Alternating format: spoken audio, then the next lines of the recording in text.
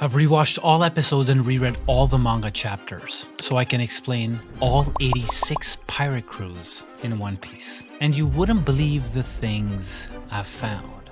Beginning with the most mysterious, the legendary Rocks Pirates, and their captain, Rocks D. xebec. Xebec broke too many of the world's strictest rules, and there's zero information about him or the Rocks Pirates. They only exist in the memories of a few soldiers like Garp and Sengoku. Damn, it sounds like Xebec was over the top, pure evil. The world was so traumatized, they don't even want to remember him. But just how messed up was this guy? We don't know because Oda hasn't revealed it yet, or maybe Xebec is so bad that even Oda is afraid to talk about him.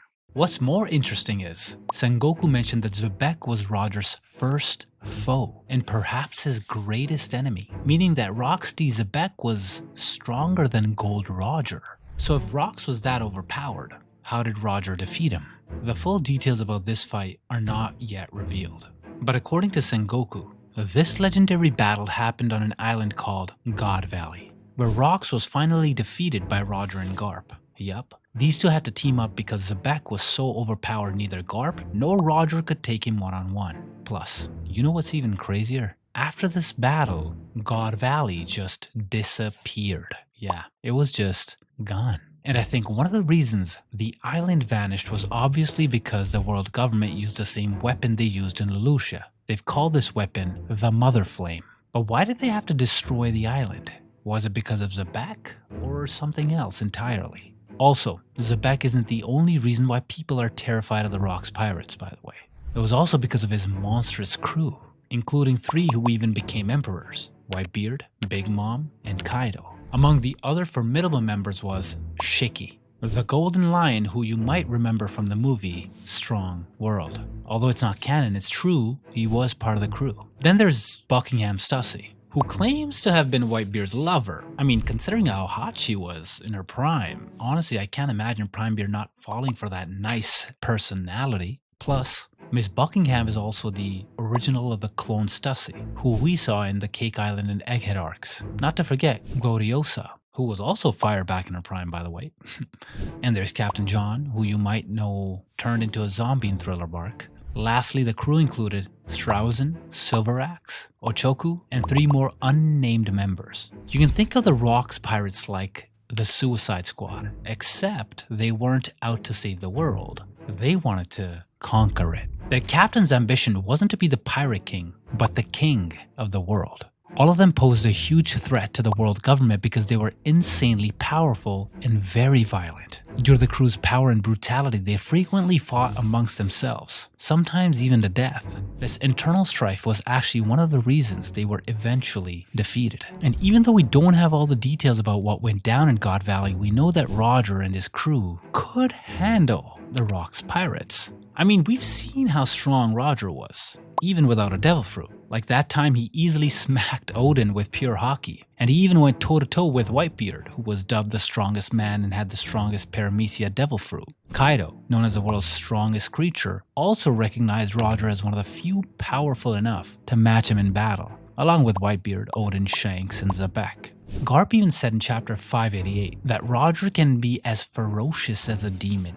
He once destroyed an entire nation's army single-handedly just because someone insulted his friend. Though one of the most interesting battles, and probably most of you missed, was Roger's fight against Golden Lion Shiki, known as the Battle of Edwar. Side note, if you're confused, the Edwar isn't actually a real war. It's a sea located somewhere in the New World. At that time, Shiki led the biggest pirate fleet of his era. This means that in this battle, the Roger pirates were really outnumbered. Yet all thanks to a random storm, Roger escaped and considered this battle a draw. What makes Roger a total dog is that in most of these legendary battles, including the Edwar, he was actually sick. Even though he was dying from this unknown disease and this illness totally nerfed him, Roger still managed to overpower his enemies. But how in the world did Roger get this disease anyway? It is still one of the unanswered mysteries in One Piece. There are interesting theories like this was caused by his Conqueror's Haki, and other speculations like it was probably one of the Gorosei who might have a power to give a deadly disease. But soon we'll get the answer because we're currently at the final arc, my guy. Now, Roger's strength was just one of the reasons he conquered the Grand Line. But he couldn't have done it without his crew. Each member played a crucial role, like Crocus, who was Roger's doctor. Without him, Roger wouldn't have even reached Laugh Tale. Similarly, while not actually a part of Roger's crew, Tom helped him build a ship, the Oro Jackson. Then there was Odin, not only a strong samurai, but also someone who could read the poneglyphs and helped Roger uncover the secrets of the Void Century. Let's not forget Silver Rayleigh, Roger's first mate. A living legend. He was a monster in his prime, and actually he's still a monster even at his old ass age. While there are other members whose details we don't fully know, there's one mysterious man who we're yet to see. He was also Roger's left-hand man, likely second only to Rayleigh in strength. His name is Scopper Gavin. There's also an interesting theory about Gavin,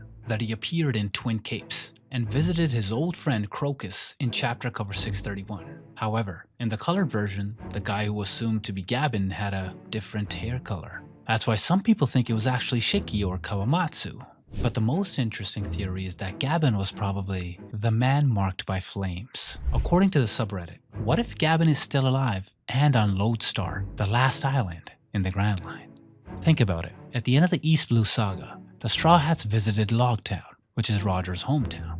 Then, at the Sabaudi Archipelago, the final island of the Grand Line's first half, they met Rayleigh. So when they reach the final island of the New World, Lodestar, we might find Gavin there, who could be the man marked by flames. It's just a theory, but it's exciting to think that even though the Roger Pirates have disbanded and Roger was executed, the crew members still play key roles in the new generation. For example, Rayleigh supported the Straw Hats and became Luffy's mentor during the time skip. Is it possible that Gavin will do the same? When Roger was executed, it wasn't just his crew that felt the impact. His enemies, including Shiki, were also deeply affected, like really affected.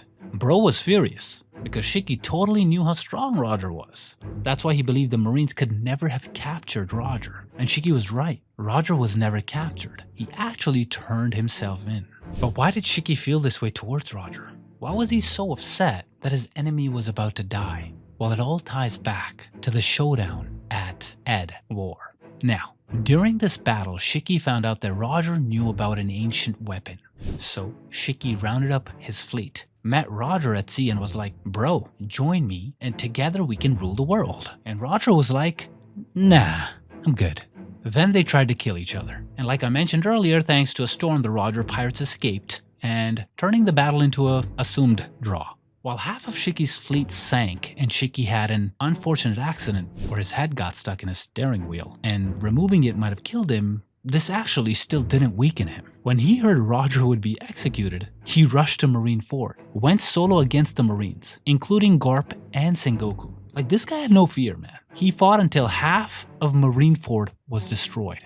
Even though Shiki was captured and sent to Impel Down, bro still got my respect. When Roger was finally executed, Shiki was bitter. Bro was actually really depressed. And 2 years after Roger's death, Shiki became the very first prisoner to escape Impel Down. And he did it in the darkest way possible, by cutting off his own feet. Damn, this guy had no fear, man. He wouldn't let anything get in his way, even his own legs. What makes it even more interesting is when he escaped. He met Whitebeard and said, "I think I'll lie low for a while, and then I'll show people what a real pirate is like." Whitebeard knew that Shiki was up to something. So what is his plan? Is it the same one from the movie? Or if Shiki shows up at some point in the canon story, will we see something different? If he does show up, he's gonna be one of the toughest enemies the Straw Hats could potentially face. Not much is known about the strength of Shiki's crew, and there's limited information out there. We only know about two canon characters, Dr. Indigo and Shiki's doctor. But back in his prime, Shiki commanded the largest fleet of pirate ships in the Grand Line. We're not totally sure how many ships Shiki had back then, but the anime mentioned at least 51 divisions, though that's not officially canon. If he was ever set to have the biggest fleet, then Shiki's fleet was probably way bigger than Whitebeard's. Whitebeard actually had 16 divisions, but he also had 43 allied ships. These groups weren't technically part of his main crew, but they had so much respect for Whitebeard that they would come to his aid, especially showing off their strength during the Marineford arc. This alliance included some big-name pirates, like the Maelstrom Spider Pirates, Whitey Bay, Doma, and the Little Pirates. I'll get into all of them later in the video. What's interesting about Whitebeard's crew is that, unlike other pirates who betrayed each other or just considered themselves business partners, Whitebeard treated everyone as his own sons. That's why the Whitebeard pirates consider themselves a family. But there's one mysterious thing that I'm really curious about. Remember what I mentioned earlier about Miss Buckin? She claims she and Whitebeard were a thing, and they even had a son, Weevil. Well, if this is true, then why would Whitebeard leave his own son? Isn't that kind of sus, considering he's all about family? Or let's say, yeah, Miss Buckin and Prime Beard were a couple, but what if Whitebeard doesn't know they had a son? I mean, it seems like abandoning a kid isn't really Whitebeard's style, right? Now, if we take it one step further, what if there is a darker twist? What if Weevil was actually Whitebeard's clone?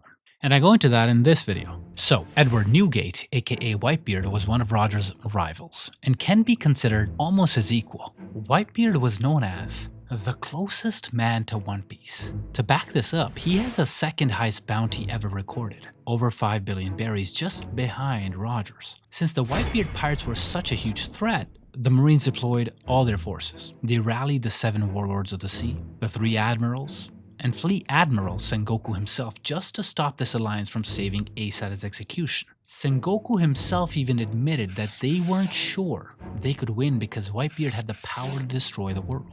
Aside from his monstrous power, like I mentioned before, Whitebeard had some 43 allied ships. Although not much is known about the crews, there are interesting details about their captains. One of them was the Maelstrom Spider Pirates, led by their captain Squard. And you know what's crazy? Before Whitebeard took Squard as his son, Roger had wiped out Squard's crew, which is why Squard hated Roger so much. Akainu brainwashed Squard into thinking that Whitebeard had sold out his allied pirates in exchange for Ace's life. He promised Squard that if he killed Whitebeard, he would let them escape. Of course, that was a lie. Though Squard stabbed his own dad, he was surprised when Whitebeard hugged him. Whitebeard told him that even though Squard was unbelievably stupid, he still loved him.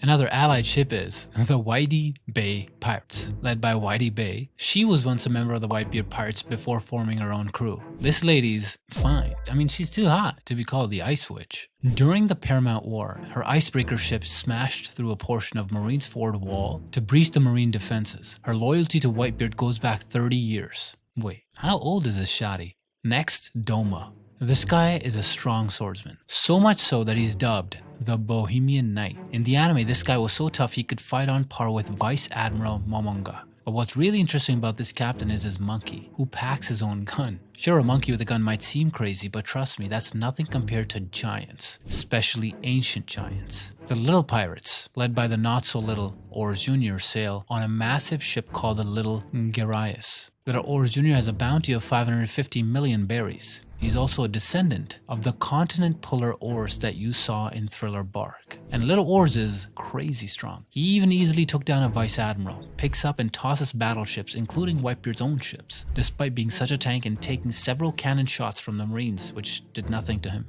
Only a massive attack from Kuma really took him down. Plus, even after being hit by attacks from 3 warlords of the sea and a barrage of marine fire, he kept pushing forward to try and save Ace. However, after the war at Marineford, we have no idea of what happened to Little Oars and his crew. Other Whitebeard pirates included the Kenga Pirates, Isilawan, Ao, Ipoeda, Takodopus, the Ramba Pirates, and 33 other allied groups. Sadly, the Whitebeard alliance was defeated and Ace died. But despite Whitebeard losing half of his face and suffering multiple wounds, not a single scar was even seen on his back. And even in death, Whitebeard died standing. Whitebeard's death was massive, and it had a huge impact on his sons, the Marines, and even pirates, especially Kaido. And did you know, Kaido tried to make a move on Marineford to kill Whitebeard? If Shanks hadn't stepped in, the battle at Marineford would have been way more chaotic. So why did Kaido want to take down Whitebeard at Marineford? There are a few interesting theories. First, Kaido believes only the strongest should survive. To be recognized as the strongest, you must defeat the strongest. That's why he went after Whitebeard, who was known as the strongest man, while Kaido himself is known as the strongest creature. Second, Kaido might have been looking for someone strong enough to actually be able to kill himself. That's why he targeted Whitebeard, one of the few people who possibly could. This is also why Kaido was furious and even jealous when he found out Whitebeard was dead. He was upset that Whitebeard got to die while he couldn't. Third, Kaido jumped into the fight because he loves huge wars. He didn't plan on helping Whitebeard or the world government. He probably just wanted to wipe out both sides. So in theory, Kaido had 3 big reasons for wanting to take on Whitebeard. He wanted to prove he's the strongest. He was hoping to find someone strong enough to actually kill him. And he just loves getting into huge battles. This has been true for Kaido since he was a 10-year-old. And when he was 15, he actually joined the Rocks Pirates. Kaido got too overpowered, to the point that nothing could kill him, not even himself, which is why his hobby was trying to kill himself. But do you think Kaido died when Luffy punched his ass straight into the volcano? I mean, we saw the volcano explode, but Kaido's death was never confirmed. What's more interesting about Kaido is just how unstoppable he is. He's so strong that the common advice is, in a one-on-one fight, always bet on Kaido. It doesn't matter if it's on land, in the ocean, or up in the air. He beats every living thing. That's why they call him the strongest creature. His super strength can also be seen in his massive bounty of 4.6 billion berries, the 3rd highest that's ever been. Not to mention his crew, the Beast Pirates. These guys are 20,000 strong and are split into different groups. The top and the toughest are called the All-Stars, also known as the 3 Calamities. First there's King, the Wildfire, the last Lunarian who ate the Ryoryo no Mi, model Pteranodon. Second, the badass dinosaur slash cyborg slash scientist Queen the Plague. And third, there's Jack the Drought, the most useless. In the fan community, he's considered the most useless or the most boring among the 3 Calamities because bro has a basic fighting style,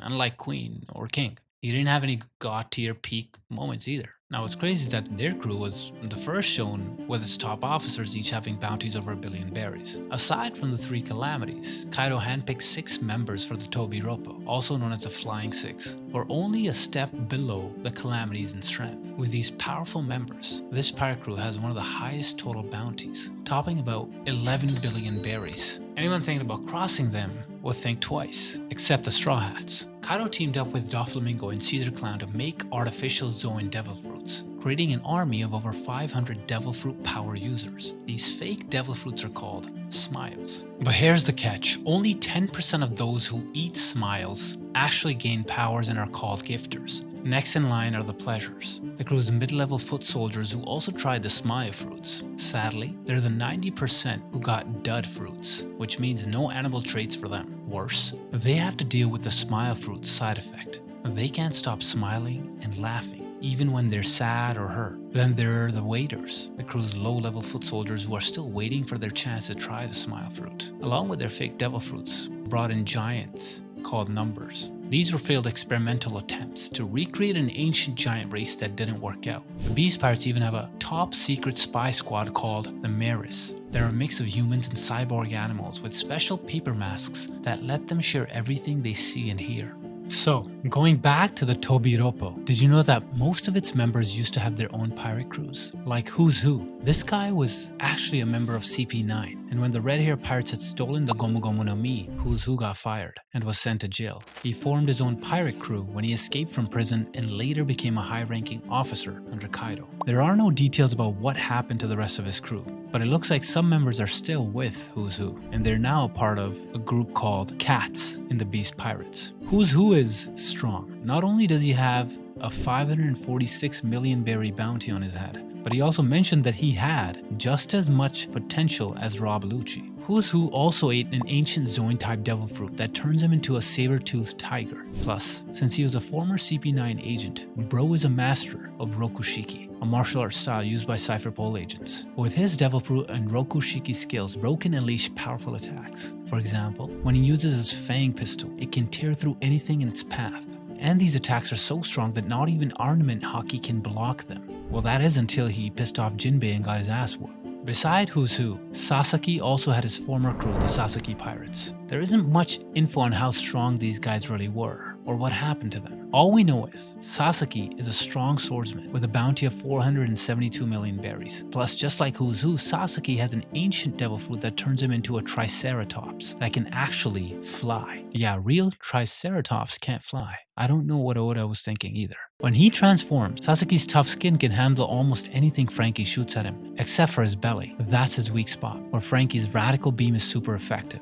Another member, or rather former member of the Tobi Roppo, is Drake. He's also one of the worst generation and the captain of the Drake Pirates, but there's no information about his crew. And even though Drake leads his own pirate crew, in reality he's an undercover marine from Sword. According to Aokiji, members of Sword are kind of like undercover marines. Officially, they've handed in their resignations and turned in their marine coats. They can choose to battle the 4 emperors on their own without needing permissions and can ignore orders. However, the Navy won't back them up or take responsibility for their actions. But during the Onigashima raid, Drake's cover was blown, so he ended up fighting alongside the Straw Hats. Lucky for him, Luffy easily accepted him. Drake is actually a strong addition to their team because he's not only highly skilled with dual weapons, but also has a Devil Fruit Ryoryu no Mi model Allosaurus. Drake proved he can use armament haki. He uses it to boost his weapons and increase his attack power. And what's interesting about Drake is, we actually saw his past during the Dressrosa arc. Turns out, Drake is Diaz Barrel's son. Barrels was the captain of the Barrels Pirates, and during Law's flashback, they're the group of pirates who got their hands on the Ope Ope no Mi and were planning to sell it.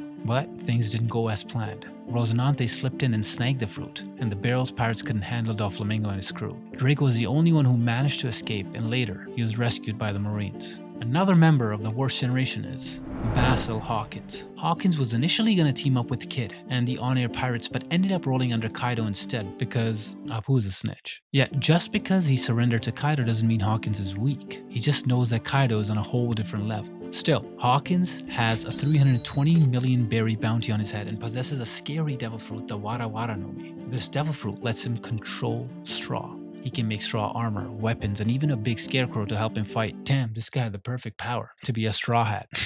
Get it? But the most terrifying power of this devil fruit is its ability to create voodoo dolls. These dolls act like shields. If someone tries to attack him, their attacks will reflect back onto the targets linked to the doll. But there's a catch. Hawkins can't do this forever. Once he uses up all 10 dolls, he's out of shields and can get hurt just like anyone else. There are multiple other weaknesses of this devil fruit, such as when the person linked to one of his dolls gets hurt by someone else, the doll gets damaged too and becomes useless. Also, if someone actually grabs the dolls right out of Hawkins' body, the whole damaged link thing gets cut off. That means he loses any protection those dolls were giving him. Additionally, if the damage Hawkins tries to transfer doesn't match the physical state of the person linked to the doll, like a missing limb, then the damage won't transfer over and Hawkins will get hurt instead. For example, once Hawkins tried to pass off damage to Eustace Kid, who uses a prosthetic arm. Since Kid doesn't have a real arm where Hawkins tried to transfer the injury, the damage didn't transfer and Hawkins ended up injuring himself and losing an arm.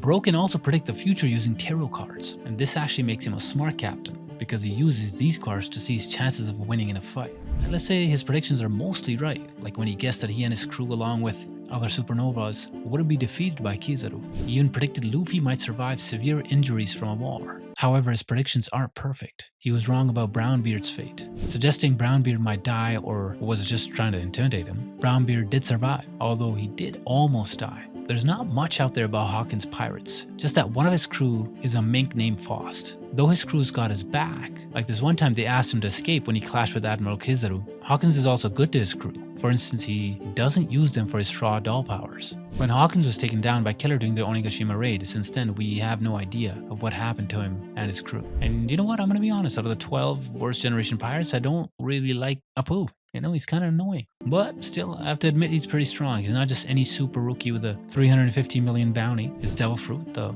Oto Oto no Mi, amps up his game even more. This power lets Apu transform parts of his body into musical instruments, like teeth into piano keys or an arm into a trumpet. When he plays these human instruments, it's not just music that flows out. Each tune he strikes up launches different attacks, ranging from physical slashes to explosions. These attacks are super fast because they spread out as sound waves, making them super tough to dodge. But it also has a weakness. Apu's devil fruit only works as long as he sees the target or the target can hear the music. So the solution is simple. Block out the sound, step out of range, or move out of the line of sight, and you're safe. And just like most of the pirate crews, there aren't many details about them. But I really like their ship, the Stay Tuned, because it looks like it's about to set sail straight to Coachella. Apu's also smart. Bro pretended to team up with Kid and Hawkins pirates, and it was all just a trick. He set them up to join the Beast Pirates, but there's someone even more terrifying who allied with Kaido's crew. The Beast Pirates got way scarier when Kaido teamed up with Big Mom. This duo totally scared the hell out of Marines, making them feel like the Rocks pirates were back. And you know what's crazy? If you add up Kaido's and Big Mom's bounties, they surpass those of Whitebeard and Roger. Well damn, that's inflation for you. Did you know that back when Big Mom and Kaido were part of the Rocks, they were super close? Big Mom even saw Kaido as a little brother, like little big brother. During the God Valley incident, Big Mom gifted Kaido his powerful devil fruit, the Ua Ua no Mi, modeled Seiryu. However, fast forward to Wano, these two just want to cut each other's throats. Even after teaming up, they agreed that after achieving their goals, they still plan to kill each other. And if you think Big Mom stands no chance against Kaido, think again. Despite her age, she's incredibly strong. Like when she was locked up in sea stone chains, the three calamities had to guard her and ensure she got her sweets to keep her calm. Because they know how powerful Big Mom is, especially if she doesn't get as much food as she wants. Big Mom was already overpowered when she was just 5 years old, because she destroyed the village of Elbaf, which was supposed to be the home of warriors. According to Sanji and Beje, Big Mom is really tough, like an iron balloon. She can destroy cities, easily sink ships, and no weapon can even scratch her skin. Even our boy Katakuri said, his mom has the power to destroy her own territory, Todo Land. And you know what? If Whitebeard was all about adopting and Kaido was all about creating beasts, Big Mom is all about making babies. I mean, she created a pirate crew just by having one night stands. Because her pirate crew is primarily her own 85 children. And you know how much their overall bounty is? 10 billion berries. Just like the Beast Pirates, the Big Mom Pirates have their own hierarchy. The strongest among the crew are the Sweet Commanders. Smoothie, the Minister of Juice, Cracker, the Minister of Biscuits, and of course our all-time favorite, Katakuri, the Minister of Flour. Damn, these guys have a restaurant or what? Second to the Sweet Commanders are the officers. 74 of Big Mom's 85 children are officers, like Perospero, Compote, Daifuku, and Oven, who are considered almost as powerful as the Sweet Commanders. Next in line are the combatants, who are fighters sent on missions outside Total Land. Reliable ones earned ranks named after chess pieces. Rooks like Capon Beje, knights like Tamago, bishops like Bobbin, and Peckums may also have a rank, but it's not actually confirmed. At the very bottom of the rank are the homies and soldiers.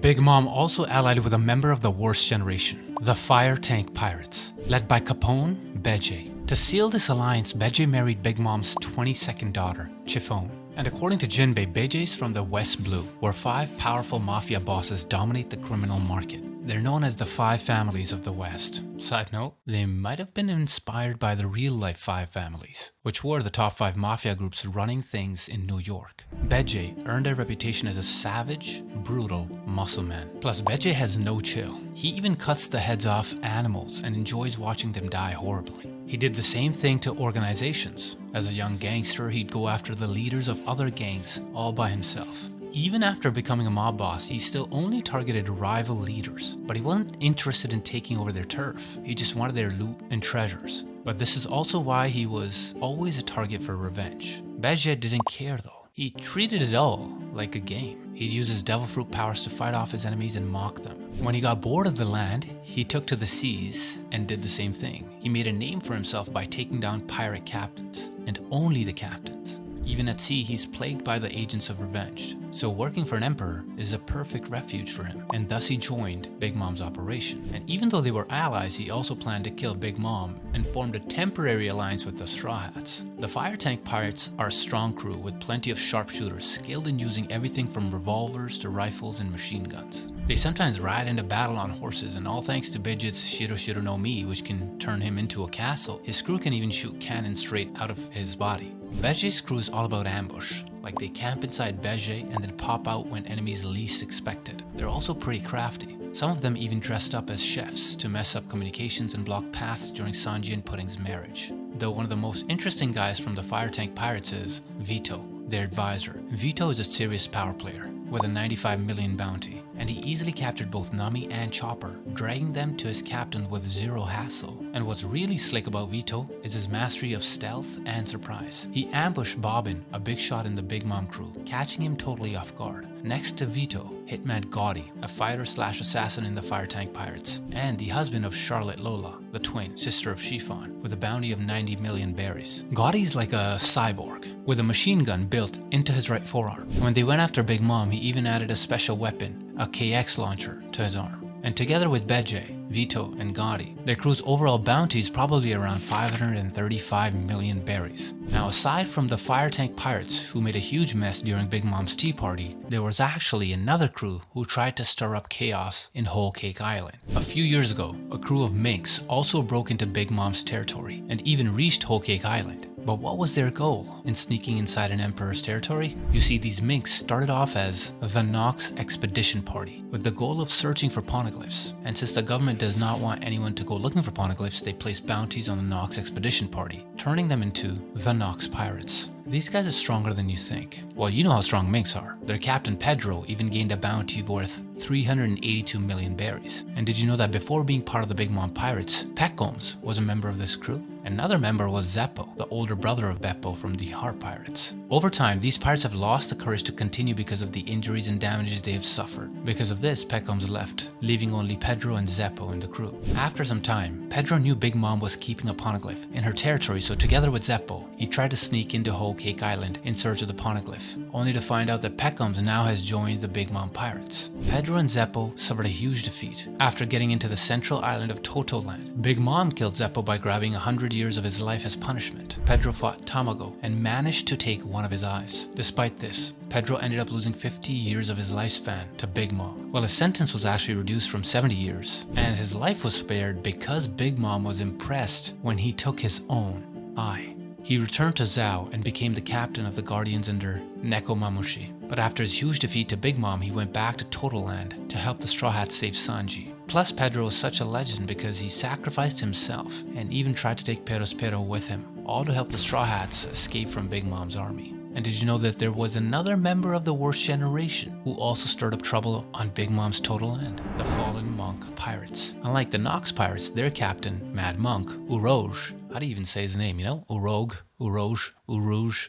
is so strong he defeated a former sweet commander Charlotte Snack with a bounty of 600 million berries. But after facing Charlotte Cracker's fleet, Urouge was defeated and his crew was forced to flee. But even after messing with an emperor, we actually don't have much information on the Fallen Monk Pirates. All we know is that they are quite strong even before the time skip. Urouge might have the lowest bounty and is the oldest among the 12 supernovas, yet he's not weak, especially when he tried to take on Admiral Kizaru in the Sabaudi archipelago. Plus, like I said earlier, Bro destroyed a former sweet commander. When he was badly injured during the Sabaudi arc, he and his crew managed to escape. Urouge pulled this off because of his unknown Paramecia type devil fruit, which lets him convert damage inflicted on him into physical strength. This crew is also quite interesting because they can zip between the sea and sky islands like it's no big deal. In fact, they were chilling on a sky island called Balon Terminal, recovering from the injuries Urouge took back in Whole Cake Island. Aside from this, the Fallen Monks Pirates are the only one from the Worst Generation that haven't been in any major arcs up until now.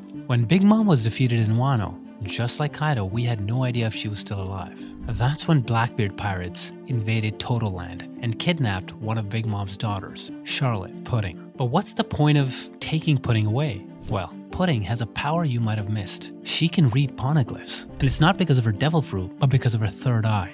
You heard that right. Pudding is from a tribe that can read poneglyphs. That's why Blackbeard sent Aokiji and Augur to capture her. And this is exactly what I like about Blackbeard. He's unpredictable and extremely cunning. Don't get me wrong, I still hate the guy, especially since he's the reason Ace was captured. And he even killed his own father figure, Whitebeard. Not only that, he also acquired Whitebeard's devil fruit, making him the first pirate to wield 2 devil fruit powers. But do you really think it was just 2? I mean, you've probably heard or watched a lot of the famous theories about Blackbeard having multiple personalities or multiple souls in one body, right? And especially about him actually having 3 devil fruits. That's why his flag has 3 skulls. Some fans think Blackbeard might have a Zoan-type devil fruit, possibly a Kraken. This idea comes from his current bounty of 3,996,000,000 berries, which sounds like San Kokoro in Japanese. San means 3 and Kokoro means heart. So the 3 skulls might symbolize 3 hearts or 3 souls. This theory kind of makes sense because octopuses like the Kraken actually have 3 hearts. This could be a clue since we know mythical Zoans can permanently change someone's body, just like what happened with Luffy. Another theory is that Blackbeard ate the mythical Zoan fruit called Baizei, a Chinese mythical creature with 3 faces around its body, which again is similar to his Jolly Roger, featuring 3 skulls. To add more spice, Baizei is said to know everything that exists, which might explain why Blackbeard is such a cunning strategist. If these theories somewhat became true, there are still other reasons why Blackbeard is terrifying. And that is because of his crew, his 10 Titanic captains. And since they've been hunting devil fruits, each of them has one. Like Jesus Burgess, who was already physically strong and became way stronger when he ate the Riki Riki no Mi, which boosts the strength of its user. Or Augur, who has a devil fruit that lets him teleport. And Katarina Devon, who consumed a mythical devil fruit that allows her to shapeshift. Plus, they got even stronger when Kuzan, Aokiji, joined them. But what's going on with Aokiji? Is he just bitter after his battle with Akainu? Or could he be undercover, spying on the Blackbeard pirates? What do you think? There's not much detail about Blackbeard's crew, especially their overall bounties. But if I were to estimate, it's possible that their overall bounty might be 11 to 13 billion berries. The Blackbeard pirates also had other pirate crews under their wing, one of which was the Peachbeard pirates, led by the captain, Peachbeard. His crew was quite strong as they easily beat the Marines in the Lucia Kingdom. However, after the Revolutionary Army's leaders disarmed them, the citizens, boosted by Bello Betty's devil fruit power, easily defeated the Peachbeard pirates. And did you know the Blackbeard pirates were so strong back then that even with only 5 members, they easily invaded places like Drum Island? This island was ruled by Roppo. When the Blackbeard pirates attacked, Roppo knew he had no chance against Teach and his crew. Quickly realizing this, Roppo saved his own ass by fleeing the island, and he eventually became known as the captain of the Blyking pirates. So why did the Blackbeard pirates target Drum Island? Well, there are 2 crazy theories. Number 1, Drum Island is known for its top-notch doctors. Maybe Blackbeard was sick and looking for a cure? Since Teach is said to have multiple personalities, maybe he was hunting for some answers? Number 2, or what if Blackbeard was after a powerful devil fruit, possibly the one Chopper ended up eating? Going back to Roppo, though he had a huge army, he really only trusted his counselors Chess and Kuromarimo. Chess was the Minister of Defense and a strong archer, while Kuromarimo served as magistrate and was also a formidable fighter. When Roppo and his crew tried to reclaim Drum Island, the Straw Hats kicked their asses, and Luffy sent Roppo flying to another island. Stranded and broke, Roppo started making toys from trash using his devil fruit power, just for fun. Turns out, those toys went viral, turning Roppo into a wealthy CEO of a toy company. His new wealth and fame even exceeded his former status as a king. He even married a Miss Universe from the One Piece world. Eventually, Roppo founded his own kingdom, the Black Drum Kingdom. Another proof of Blackbeard's strength is how he managed to injure Shanks. Shanks even warned Whitebeard to stop Ace from hunting Blackbeard because he knew what Teach was capable of. And guess what? Whitebeard didn't give a damn, but it turns out Shanks was right. Whitebeard died, and so did Ace. But that doesn't mean Shanks is afraid of Blackbeard. He's just smart enough to not underestimate his enemies. Honestly, I think even without a devil fruit and with a missing arm, Shanks could go toe-to-toe with Blackbeard. I mean, Shanks even fought Kaido, who I think is way stronger than Blackbeard. And Shanks also had a one-on-one with Mihawk. Even Whitebeard mentioned that it was so legendary he couldn't forget it. Plus, there are many strong characters who had mad respect for Shanks, like Akainu, who didn't even try to attack Shanks when he stepped in to save Kobe. And even Sengoku, the former fleet admiral, quickly agreed to Shanks' demands. Shanks also showed off how powerful he is when he stopped Green Bull with only his haki when the admiral tried to attack Wano. So why do these overpowered marines not want to mess with Shanks? It's theorized that Shanks is a celestial dragon. Remember the God Valley incident? Shanks was found by Roger and Gavin inside a treasure chest on that island. It's also speculated that his dad is Saint Garling, who looked just like Shanks did back in the day. Plus, Garling is a celestial dragon and the supreme commander of the Holy Knights. And if you still think they're not related, bro, just look at them side by side. Sexiness? Check. Strength? Check. Charisma? Check. No need for a DNA test. Red hair? Check. They're definitely related. Pirates even try to team up to just take down Shanks, like Eustace Kid, Hawkins, Apu, but that didn't happen because Kaido beat their asses first. And when Kid finally got his chance to face Shanks, Shanks clapped him with one strike. Buggy also mentioned that when they were on Roger's crew, he knew Shanks had so much potential, he thought Shanks could be the next pirate king. Shanks isn't just strong. His major assets include leadership and charisma. He even recruited strong pirates like Ben Beckman, Yasop, and Lucky Roo, who are not only super skilled but are also believed to have some of the highest bounties out there. We know for a fact that the Red Hair Pirates can go head-to-head with heavyweights like Kaido, Big Mom, and the Whitebeard Pirates. Unlike the Blackbeard Pirates, Shanks' crew doesn't rely on devil fruits, just pure haki. This might be because Shanks knows that devil fruit users can get extremely sick before entering Laugh Tale, which he experienced himself back when he was rolling with Roger's crew.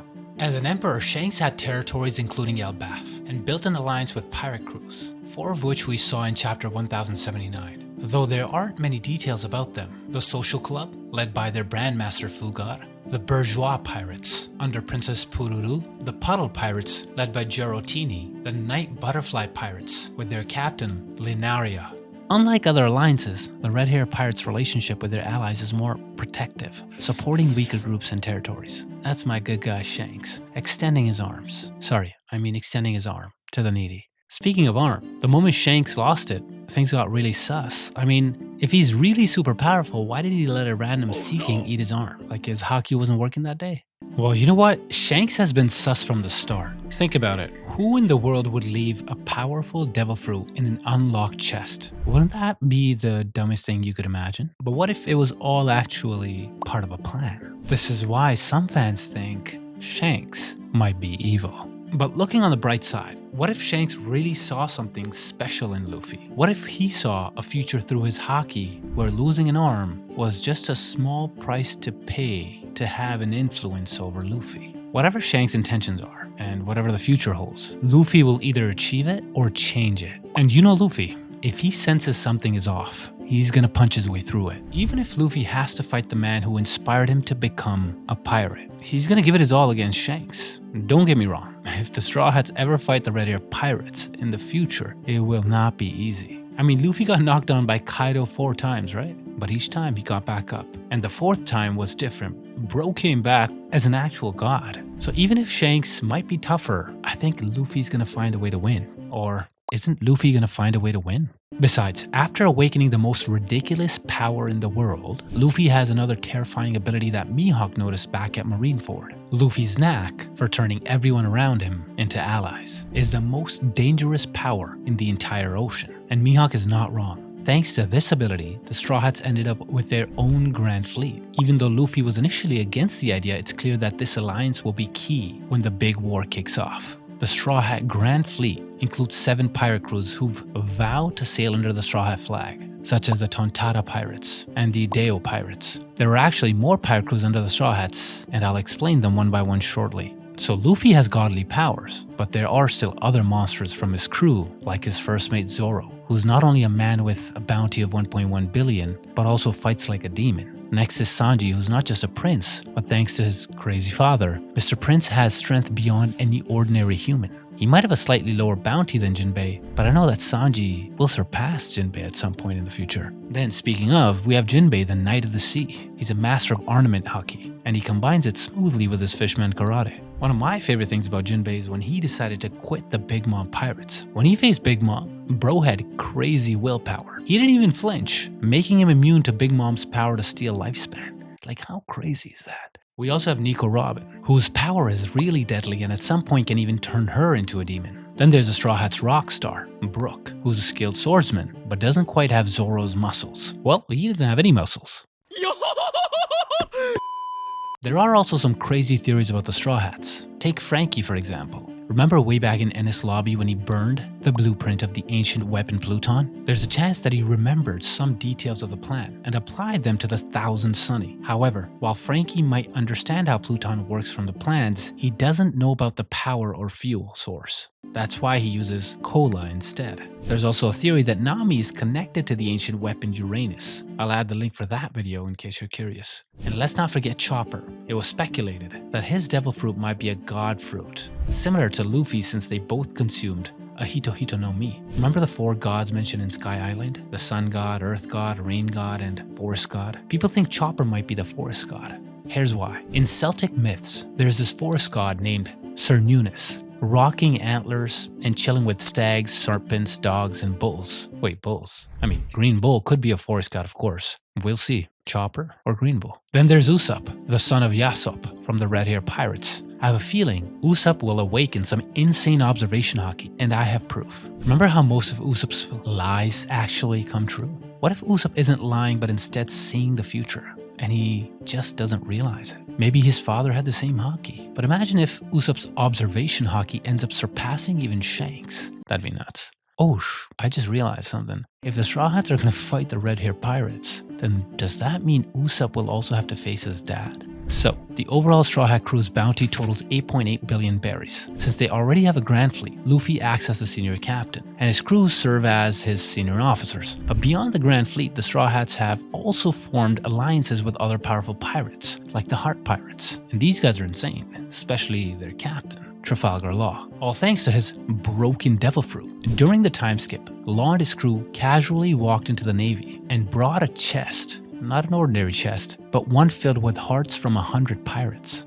Law did all of this to show how wicked and powerful he is, making him a perfect fit for the position of a warlord of the sea. And because of this messed up application interview process, Bro instantly became a warlord. Now, that doesn't mean they're actually heartless. This was a coincidence because their captain named the crew after Law's father figure, Corazon. Yet, I think there's another reason why the Navy had no choice but to accept Law's offer, because he has the power to become a major threat to the world government. Why? In chapter 765, Rosinante aka Corazon said that the Ope Ope no Mi has the ability to alter the human body and cure unidentified ailments. Man, I'd love that for myself if I knew a guy who had the fruit. That might sound positive, but not for the world government, especially the Gorosei. There's a theory that one of them, Saint Saturn, can inflict incurable illnesses. Because of this, Law's power could be a big problem in nullifying the Gorosei. Plus, Law's devil fruit grants eternal life, which probably explains why the world government took extreme measures to secure it. In fact, the Navy even struck a secret deal with the Barrels pirates to buy the Ope Ope no Mi for a whopping 5 billion berries. That's even more than the bounties on Kaido or Big Mom.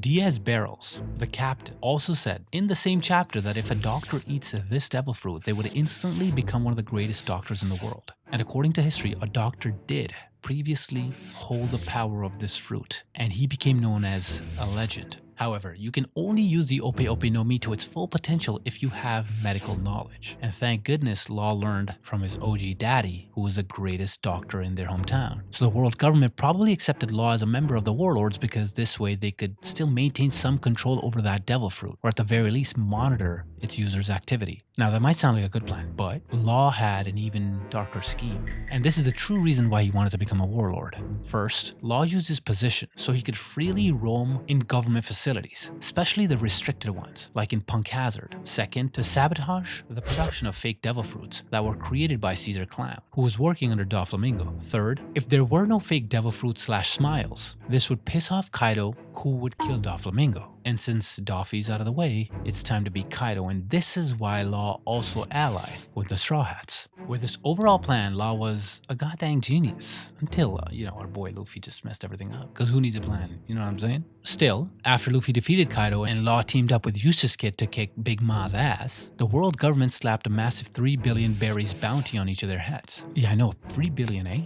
But since Luffy handled Kaido solo, by himself, and Law and Kid teamed up against Big Mom, doesn't it make sense, for Luffy to have, a bigger bounty? What do you think? Now, their achievement in defeating the former emperors of the sea also had a huge problem. They became targets for other pirates, not just because of their new bounties, but because they have a copy of Big Mom and Kaido's road poneglyphs. After leaving Wano, the Heart Pirates crossed paths with the Blackbeard pirates in a winner-takes-all battle. The Heart Pirates are not weak, we know that, right? Especially since Law awakened his devil fruit powers. But Blackbeard's crew, armed with their crazy devil fruits that they now acquired, is way stronger. They're so strong they even destroyed the polar tank. What's even worse, Law got really smashed. Thankfully, Beppo transformed and helped his captain escape. And by the way, in case you forgot, that Law was actually part of a different pirate crew when he was just 10 years old.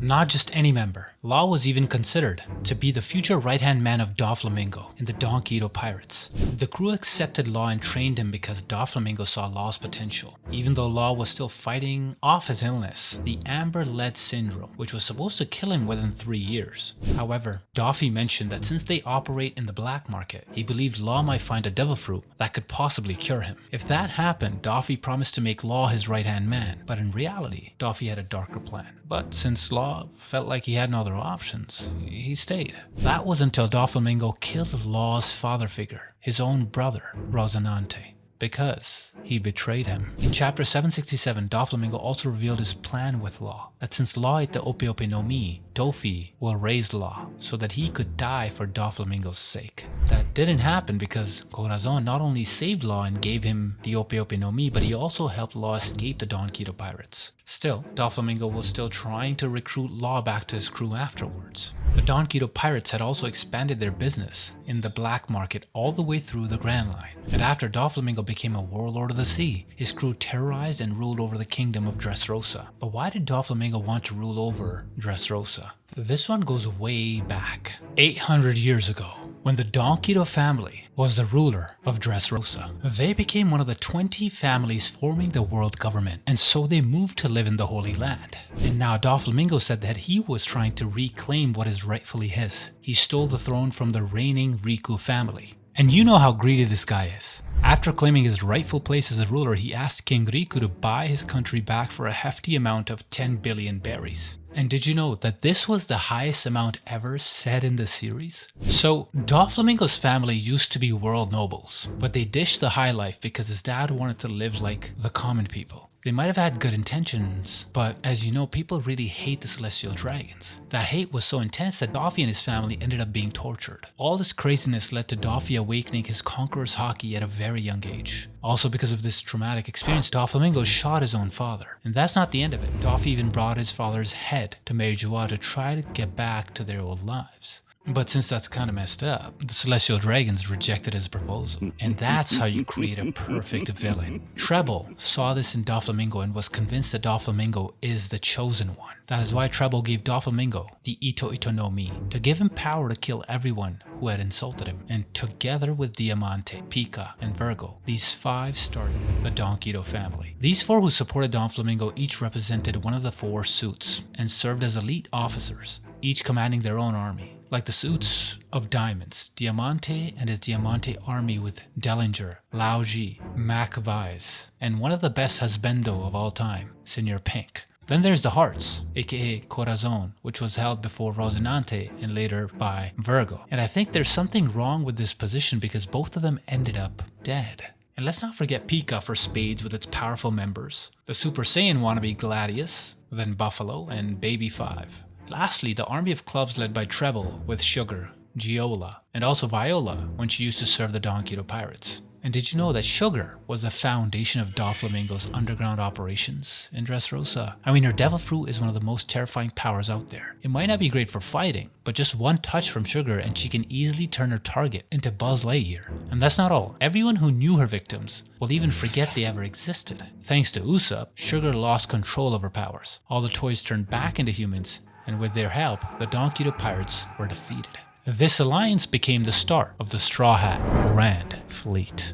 Or should I say the self-declared Straw Hat Grand Fleet. Even though Luffy doesn't want to be the captain of a huge pirate crew, these guys still decided to follow him. So what's crazy is that this fleet is made up of 5,650 members. Many of its captains fought in the Cordisa Coliseum, and 5 of them were tough enough to beat top members of the Don Quito pirates. And one of them is Cavendish, the captain of the Beautiful Pirates. This pirate crew has 74 members. Not much is known about their strength, but their captain has a 330 million bounty and was dubbed a super rookie a year before the worst generation hit the scene. Most of the Beautiful Pirates crew are actually unnamed except for 2 characters. Farrell, Cavendish's horse, and Suleiman the Beheader, a former war criminal who also fought in Dressrosa before joining the Beautiful Pirates. Did you know that Cavendish is actually a prince? But bro was exiled from his hometown because he rizzed too many ladies. Well damn, that's a quality problem. Cavendish is such a strong swordsman that even Vice Admiral Bastille mentioned that he's a genius with the sword. But what's even more interesting is Cavendish's alter ego, Hakuba. When this guy takes over, Cavendish's sword skills hit a whole new level.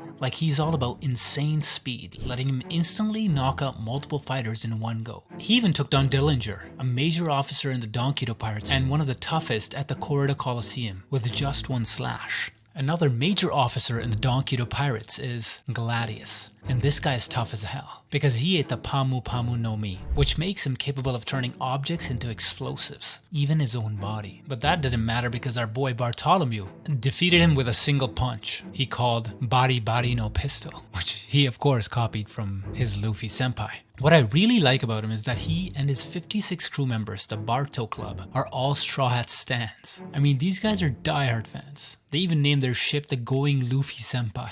You see, Barto became a fan and followed the Straw Hat's journey after seeing Luffy's dramatic escape from his execution back in Lockdown. Bartholomew might look like an idiot, especially when he's talking to any Straw Hat crew member, but he and his crew were actually gangsters from East Blue controlling 150 towns before becoming pirates, and after the Marineford War, they decided to sail the seas. He even had a crazy bounty of 200 million berries, and aside from Bartholomew, there's another member, Gambia, aka the Missionary, who has a 67 million bounty on his head. Gambia may look like a pretty good fighter with his nunchucks, but Vice Admiral Maynard easily defeated him. When Bartholomew saw Gambia was badly beaten, he totally smashed this marine. Thanks to his crazy devil fruit, the Bari Bari Noi, Bartholomew even won the B block of the Corda Coliseum tournament without a scratch on him. He also defeated Bellamy easily, and the funny thing is, Bartholomew was just chilling and trolling on the sidelines the whole time. They may be a happy-go-lucky crew, but for these guys, being part of the Straw Hat Grand Fleet is a dream come true. You know what's ironic? These guys had no idea on how to navigate a ship. What's even funnier is that they have to call Gambia's grandma using a Den Den Mushi to listen to her useless advice. Like when they were traveling to Zou and encountered a massive hailstorm. Grandma didn't offer any survival tips. Instead, she advised them to use the hail from the storm to remove the gum off the ship's deck. And remember what they did to one of Shanks' territories? Like they just casually burned Shanks' Jolly Roger and replaced it with Straw Hats.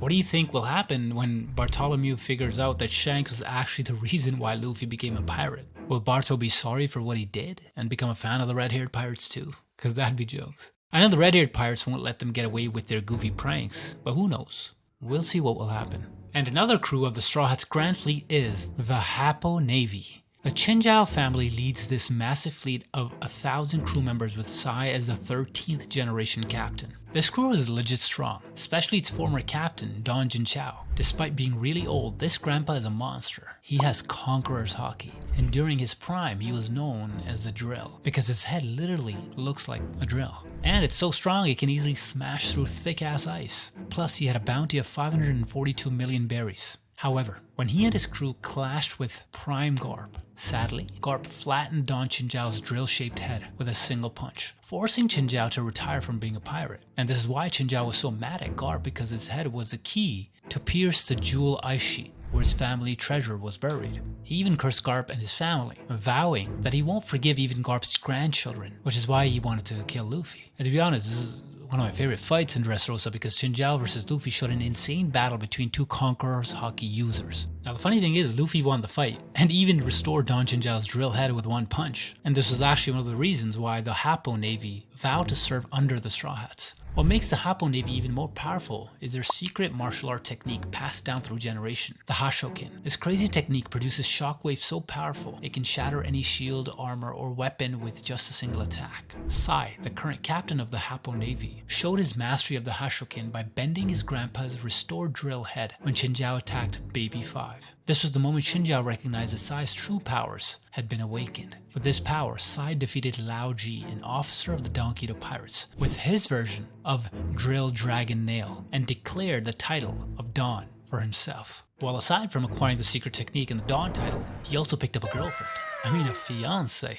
Baby 5. And this relationship created a huge problem because Sai is actually engaged to Uholicia, the daughter of the captain of another pirate crew, the Nihon Navy. This arranged marriage was aimed at forming an alliance between the two massive fleets. However, the alliance fell through when Sai called off his engagement because my guy managed to nab Baby 5 from the Donkido Pirates. By the way, for those of you who are confused, even though the Happo and Nihon Navy is called a navy, it doesn't mean they're like the Marines. In Japanese, Chinese, and Korean, naval forces were traditionally called navy or soyun in Japanese. We don't know much about the strength of the Nihon Navy, but I found something wild, like really wild, because this damn Uholicia has 25 husbands. Maybe this lady is a huge Big Mom fan, if you know what I mean.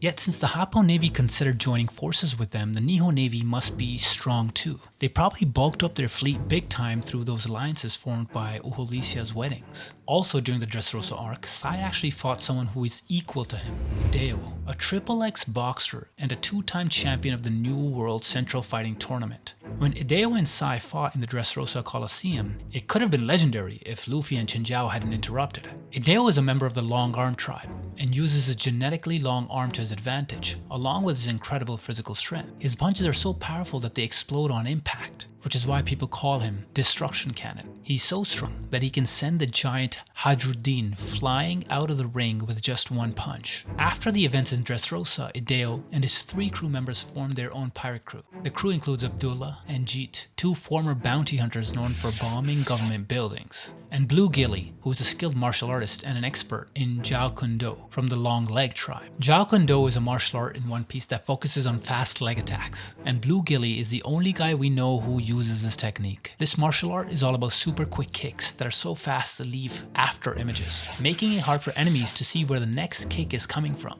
Basically, Gilly's legs move like a steel whip, super fast and super strong. Despite their strength, the Hideo pirates remain one of the smallest crews. Well, actually, the Tontada pirates are the smallest pirate crew because they're dwarves. But their numbers are massive, like 200 dwarves, all led by our little man Leo. Leo, a dwarf with serious skills, is super strong, really fast, and can grow any plant. His speed also comes in handy with his Nui Nui no Mi, a devil fruit that lets him stitch things together and then undo them like it's no big deal. He uses his power to tie up enemies and even used it to beat Giola, one of the big shots from the Don Quixote pirates. There are other key members, including vice chiefs, Wampa and Rampo, and 2 dwarves with devil fruits. Bian ate the Mushi Mushi no Mi, model hornet, and Kabu ate the Mushi Mushi no Mi, model rhinoceros beetle. What I like about this pirate crew is their ship because they based its design on Usopp, especially his expression when he defeated Sugar. They even added a twist by placing a pistol in his mouth, so they named their ship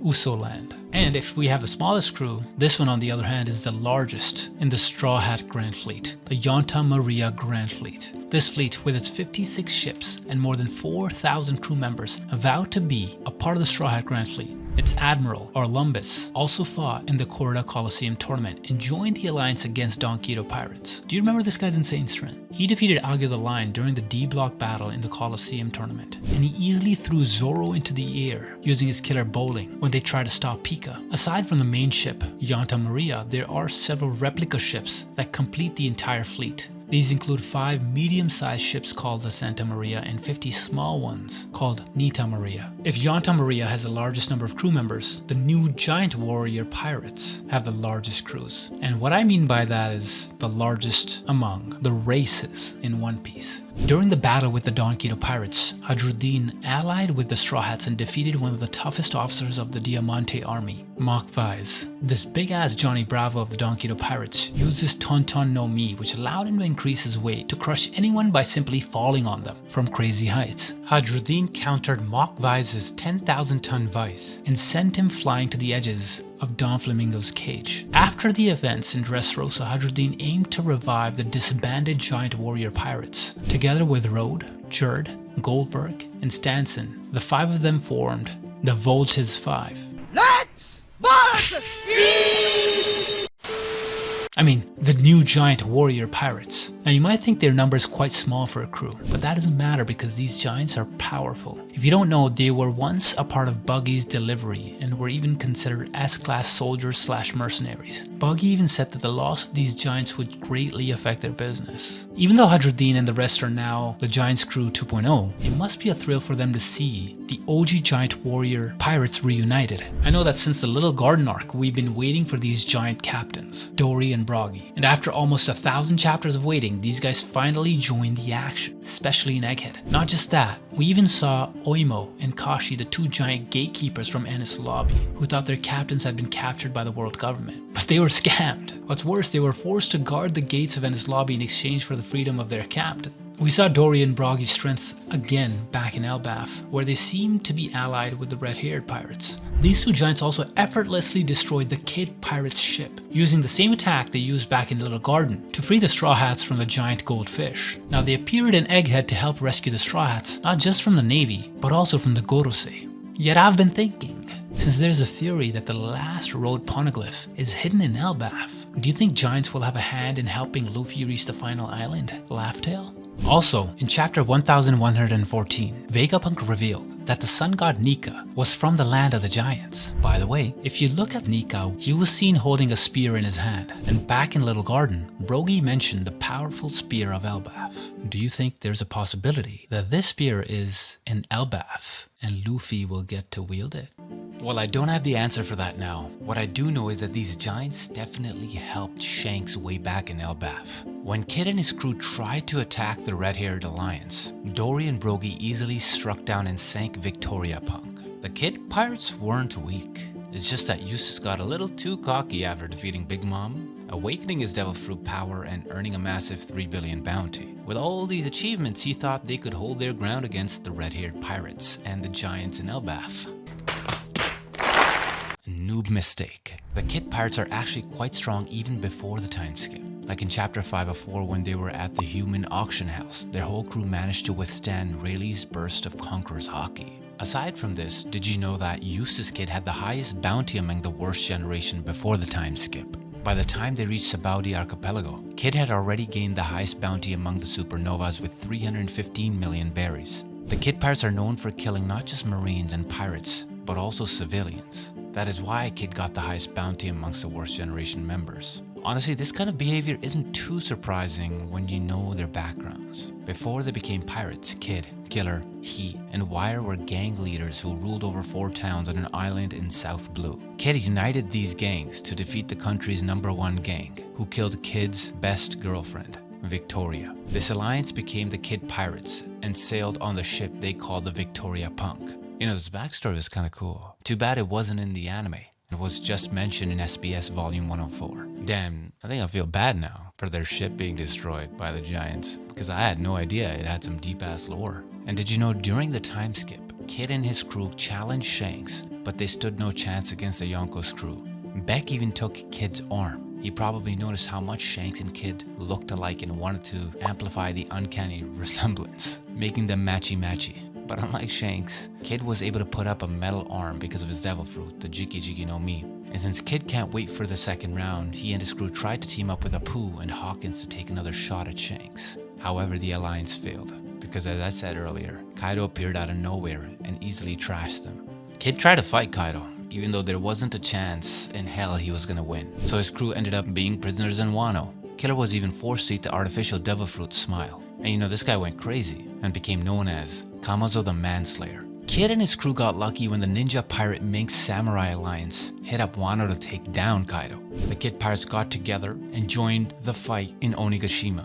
In the end, Kid and Law teamed up to fight Big Mom. With a powerful combo of their awakened devil fruit powers, they sent Big Mom tumbling into the magma pits. But after their huge win, Bro got too confident and instantly sailed off to fight Shanks. Well, that turned out to be a big mistake. Kid was one-hit KO'd by Shanks and his crew were easily annihilated, left sinking in the ocean. Just like Kid and Killer, there's another member of the worst generation hailing from South Blue, Jewelry Bonnie of the Bonnie Pirates. Actually, this crew started out as fishermen from the South Blue, who helped Bonnie escape Sorbet Kingdom. They officially became a pirate crew as they sailed in search for Bonnie's dad, Kuma. But after the Marineford War, when she saw Kuma and the Pacifista, she decided to hunt for someone who she believed was responsible for turning her dad into a killing machine, and that is Vegapunk. We're basically clueless about the strength of this crew. We only know Bonnie's Toshi no Mi, a paramecia devil fruit that manipulates the age of people and objects. With her power, she turns Marines into kids, or grannies, so that they can't fight. But the crew as former fishermen probably weren't even very strong, and relied mainly on Bonnie's powers. Because of this, they were easily defeated by the Blackbeard pirates and ended up getting captured by a Kainu when Blackbeard and his crew fled from the Marines, leaving the Bonnie pirates tied up in chains. However, Bonnie has managed to escape the Navy and the world government a lot of times, and so she was able to get away from the Marines, but she had no choice but to leave her crew behind. She decided to continue to hunt for Vegapunk and reached Egghead Island all by herself. She discovered the reasons for her dad's actions through Kuma's memory bubble in Vegapunk's lab. With these memories, she figured out why Vegapunk created the Pacifista and turned Kuma into a cyborg weapon for the government. And at the peak of the battle in Egghead, Bonnie gained the ultimate command of these insanely strong Pacifistas to protect her, even surpassing the highest order of the Gorosei. But that was not the only surprise revealed in the battle with Gorosei. What's more interesting is Saint Saturn revealed that his experiment gave Bonnie her devil fruit powers when she was just a baby. After leaving the Egghead with the Straw Hats, do you think Bonnie will eventually join the crew? The Straw Hats gained such a reputation that other pirates began allying with them to the point where some even straight up copied them, especially the fake Straw Hat crew. These bootleg Straw Hats showed up after the 2-year time skip, and compared to the real Straw Hats, these imposters were super weak. During their encounter, the real Luffy met Demero Black, the fake Luffy, and knocked him out along with 3 other fake members using Haki. Plus, Demero also got easily taken out by Sentomaru with just 1 hit, proving these guys were really a cheap copy. Despite their lack of strength, they were pretty sneaky because they tried to boost their ranks by recruiting stronger pirates like Albion, who has a 92 million berries bounty, Lip Service Doughty with 88 million berries, and Caribou, who has a 210 million berries bounty. In the end, the fake Straw Hat crew got busted and totally fell apart. The recruits were quickly taken down by the pacifistas, and most of their crew members were caught except for Albion and the Caribou pirates who managed to escape. Actually, Caribou joined the fake Straw Hats because he thought they were the real Straw Hats, and he wanted to kill them right from the start. The Caribou pirates were known for their violence and killings. That's why as rookies, they were given a high bounty. Korribu, the co-captain of the ship, and Caribou's brother, also earned a bounty of 190 million berries. After the incident in Sabaudi, the Caribou pirates followed the real Straw Hats on their way to Ryugu Kingdom. Caribou jumped onto the Thousand Sunny and told his crew to kill the Straw Hats, but Momu,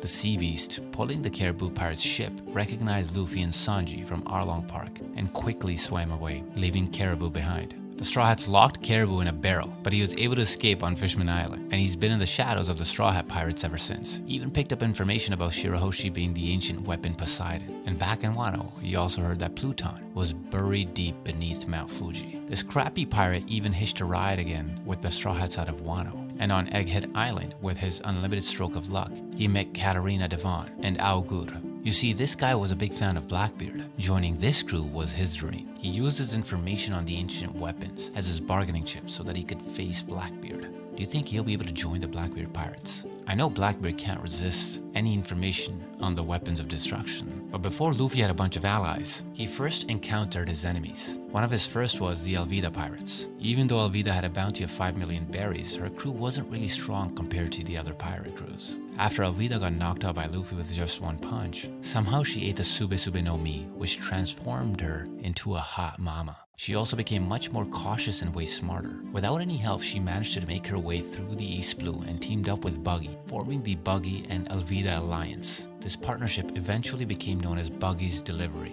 The Buggy pirates were the first crew Luffy faced with devil fruit powers, and they were also the first enemies the Straw Hats encountered as a crew. They started off as no-name pirates in the East Blue, but they continued to grow not only because they chased Luffy or due to Buggy's Bara Bara no Mi powers, but also because Buggy's clever tricks really helped the crew step up their game to the point that everyone started overestimating them. Like, remember when he was at Impel Down? He freed hundreds of tough prisoners to cause chaos, using this to his advantage so him and Mr. 3 could sneak on board a battleship. Well, that was the initial plan, but everything changed when they finally captured a ship.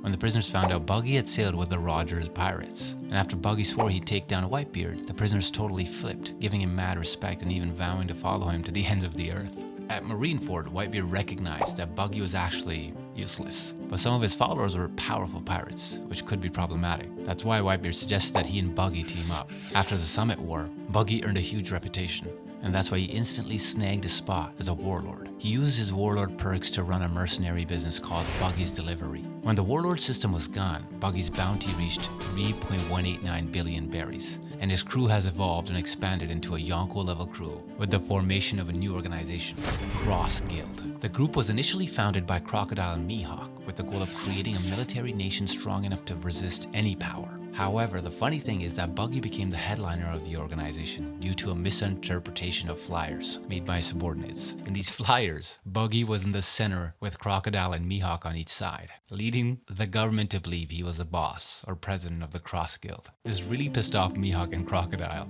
The Cross Guild became a huge threat not only because they have power and wealth, but also because they're known for putting bounties on Marines. This became a major problem for the Navy as it attracted not just pirates but also civilians, turning the very people the Marines swore to protect. And since the Cross Guild is run by some really tough guys, you won't believe how huge their overall bounty is. Buggy, currently one of the 4 emperors, has a bounty of 3.18 billion berries, which is slightly higher than Luffy's. Crocodile, formerly the president of Baroque Works and wielder of the Sunasuno no Mi, has a bounty of 1.96 billion berries. Dracule Mihawk, the greatest swordsman in the world and a former rival of Shanks, has a bounty of 3.590 billion berries. Together, their bounties add up to 8.744 billion berries, which means just a little bit more, and they could almost surpass the bounties of Big Mom and Kaido's alliance. The Cross Guild also includes members from Buggy's old crew and Baroque Works, like Alvida, Das Bones, and Galdino, aka Mr. 3. Who would have thought that Buggy the Clown would accomplish all these things? Well, if Buggy's such a trickster that he managed to score all these achievements, Mont Blanc Noland had the opposite life. Mont Blanc Noland was a great adventurer, but was dubbed a liar when the city of gold he discovered mysteriously disappeared. He was even executed because of the lies he told the king back in their kingdom. And now Mont Blanc Cricket, the descendant of Noland, decided to prove Noland's words, that the city of gold truly exists. He went out to sea and became a captain of a pirate crew.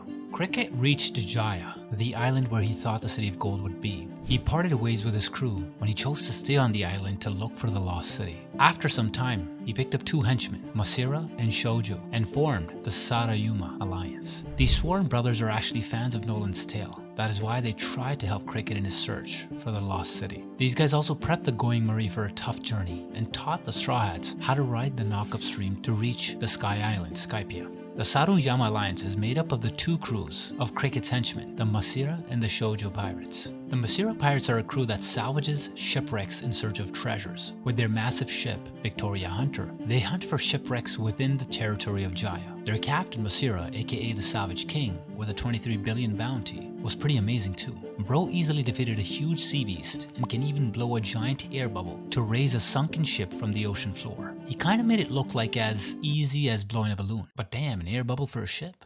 That's crazy. The Shoujo Pirates, on the other hand, are experts in echolocation. Their captain Shoujo, aka the Sonar King, uses his voice both for searching shipwrecks and during battle. His crew of Utan drivers surround their massive ship, Utan Sonar, to assist Shoujo with echolocation. Shoujo also uses his voice to create a noise that produces destructive sound waves to destroy the enemy ship. Well, not just the enemy ship, but even his own. These 2 pirate crews are pros when it comes to the waters of Jaya and consider it as a part of their territory. Actually, the island of Jaya is a lawless island. The port of Jaya, Mocktown, is a usual hangout place for pirates. One of the pirate crews we saw in Jaya were the Hoka Hoka Pirates. Aside from the first mate, Okame, we didn't have any information about the rest of the crew. Side note, the name Hoka Hoka directly translates to steam rising from something hot, like freshly cooked rice, or okame literally means rice in Japanese. The funny thing is Okame wears a hat with a bowl of rice on top. This crew was just surprised to find the town in a complete mess after another captain, Roshio the Executioner, was killed. That doesn't mean Roshio was weak. In fact, Captain Roshio had a bounty of 42 million berries at the time. The citizens of Mocktown even said he was crazy. Well, Roshio was easily defeated by an even crazier guy, Bellamy. Roshio won a fair game against Bellamy, but Bellamy accused him of cheating and ended up killing him. Bellamy was definitely the most interesting pirate we saw in Jaya.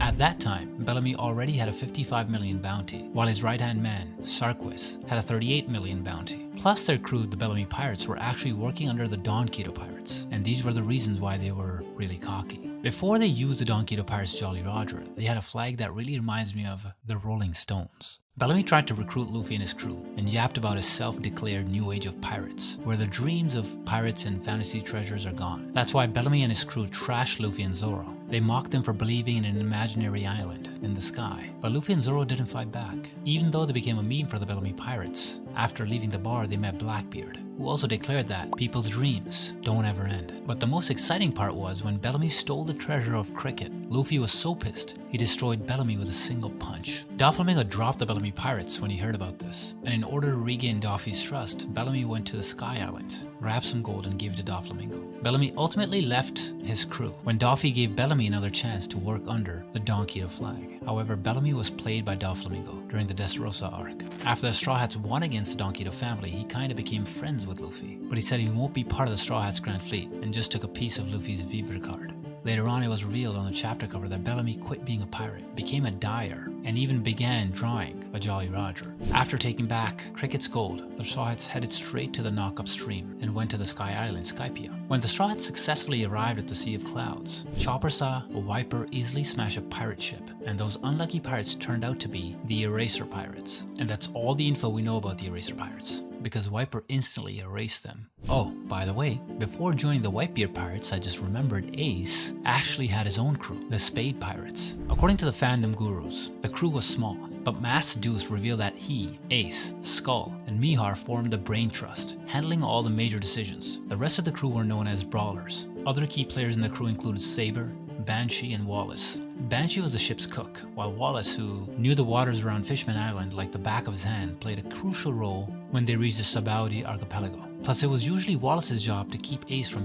drowning. Talking about strength, these guys were super strong, especially Ace. He was such a beast that he went toe-to-toe with Jinbei for 5 whole days straight. The Spade Pirates were also brave enough to attack Whitebeard, just to save Ace.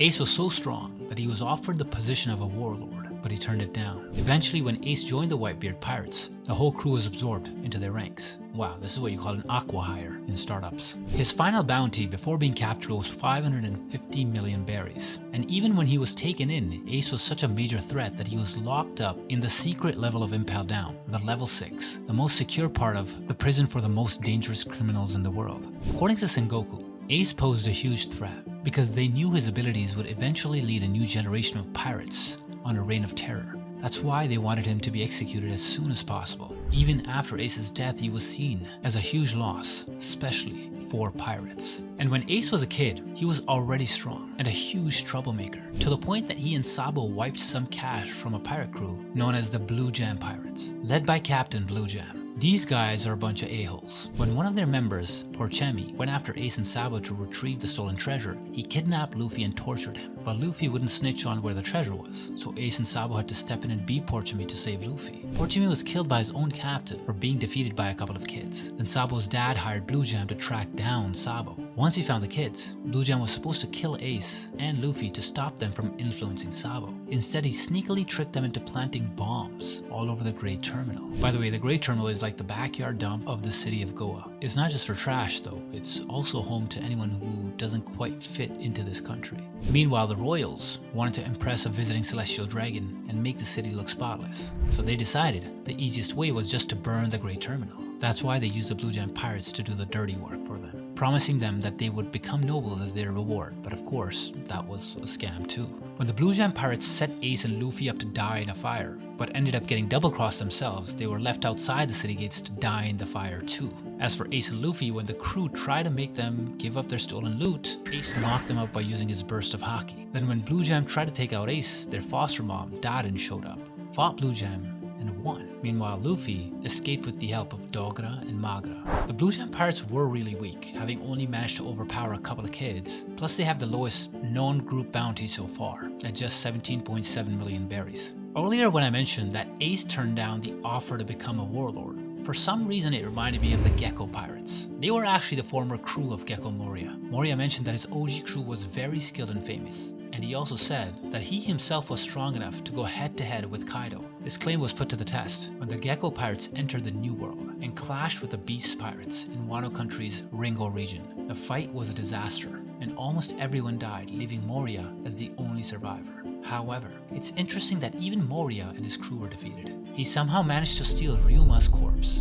And just in case you're curious about how strong Ryuma is, I've explained it in another video. Moria lost it after his crew died. He figured they lost because they were alive, so he switched it up and created a zombie crew, which is way safer because, Can't Kill was already dead. This led Moria to form the Thriller Bark Pirates, who operate from the mysterious Florian Triangle. They capture travelers to turn them into zombies using Moria's Kage Kage no Mi or Shadow Fruit. Their home base was the ship Thriller Bark, which was actually an island turned into a ship by Moria. The ship was left unused for 2 years, but Moria reclaimed it to head to Pirate Island. The Thriller Bark crew had almost 900 zombies, including famous fighters from the past like Shimotsuki Ryuma, and tough old pirates like Captain John, who was a former member of the Rocks Pirates, plus a massive ancient giant named Ors, aka the Continent Puller. The Thriller Bark Pirates were known for sneaking up on people at night, capturing anyone who ended up on their island. They took these people to Moria, who stole their shadows to make his zombie army stronger. They even managed to surprise the Straw Hats, stealing shadows from the strongest members and almost beating them with oars. However, after they were badly beaten by the Straw Hat pirates and lost their zombie army, Moria was kicked out of the Warlords. One of the victims at Thriller Bark was the Rolling Pirates, led by Charlotte Lola, the 23rd daughter of Big Mom. They were kinda strong since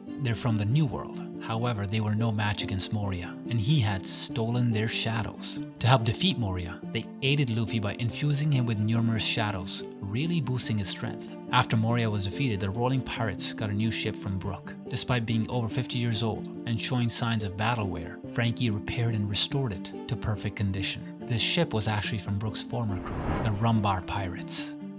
What I like about this crew is that they're more of a band than pirates. But when it came to strength, the Rumbar Pirates were tough enough to make it far into the Grand Line. However, their captain Yorkie and some crew members got sick and tried to sail back through the Calm Belt. Brook took over as captain, but they eventually met their end in the Florian Triangle. No one knows exactly who or what killed them, just that it was a fight they couldn't win. Despite knowing the risks, they weren't afraid to die. Their only real regret was dying before they could see their buddy, Laboon, again. Laboon, the big whale on Reverse Mountain, has been waiting his whole life for the Rumbar Pirates. This crew left Laboon with Crocus at the Twin Cape Lighthouse, and man, that whale's been waiting ever since, without any idea of what happened to the Rumbar Pirates. This is also why Crocus sailed with Roger Pirates for 3 years as their doctor, to search for the Rumbar Pirates. However, he also didn't see them. Meanwhile, Brook was the only one who made it out alive. He got a second shot at life thanks to Yomi Yomi no Mi, and he wandered the seas until he landed at Thriller Bark, and eventually ran into the Straw Hats. Speaking of the Straw Hats, remember these guys? The Black Cat Pirates? They were actually one of the early pirate crews the Straw Hats faced. The Black Cat Pirates were initially led by Captain Kuro, and later by his former first mate, Django.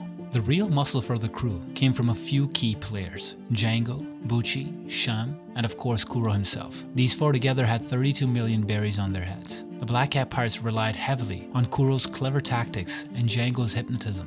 However, Kuro wasn't exactly the caring type. He treated his crew like disposable pawns, not caring at all if they got hurt or worse. This rough treatment totally tanked their morale, so much so that they ended up rooting for Luffy when he beat the hell out of Kuro. Fast forward, the Straw Hats faced their next enemy, the Krieg Pirates, also known as the Pirate Armada, commanded by Don Krieg. Now Don Krieg ran his crew with fear, but some members like Jin actually had mad respect for him. The Krieg Pirates might be one of the lower profile pirate crews, with bounties starting at just 29 million berries. Yet this crew was the largest and most feared in the East Blue. They boasted 50 ships and 5,000 pirates until they were nearly wiped out by Mihawk. Out of their huge crew, only Don Krieg, Jin, and Pearl were really skilled fighters. Despite their toughness, they were no match for the Straw Hats. Moving to the next arc, we have the Arlong Pirates. This crew was all fishermen, except for Nami back then. And being fishermen, they were naturally strong fighters and nearly unbeatable in the water. Fighting this crew was one of the Straw Hats' hardest early battles. Their captain Arlong was way stronger than Don Krieg. However, it was Krieg's huge armada